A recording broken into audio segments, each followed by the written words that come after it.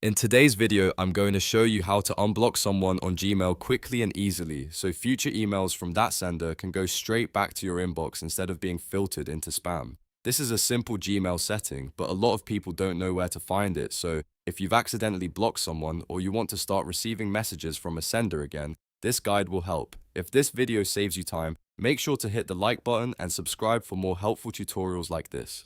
Alright, let's jump right in. First, open your browser and go to mail.google.com. Once Gmail loads, make sure you're signed into the correct account, especially if you use more than one Google account. After that, look at the top right corner of the screen and click the settings icon, which looks like a gear. This is where Gmail keeps most of its inbox and account controls. When the quick settings panel opens, click See All Settings. That will take you to the full Gmail settings page, where you can manage filters, blocked addresses, forwarding, and other important options. On the settings page, look across the top tabs and open filters and blocked addresses. This section is specifically used for managing rules you've created and for checking which senders are currently blocked in your account. Now scroll through the blocked addresses list and find the email address you want to unblock. If you have several blocked senders, take a moment to select the correct one so you don't accidentally unblock the wrong contact. Once you've selected the blocked email address, click Unblock Selected Addresses. Gmail will ask you to confirm your choice, so click Unblock and then confirm Unblock one more time if prompted. After that, the sender will be removed from your blocked list. From this point forward, emails from that person or company will no longer be blocked by Gmail.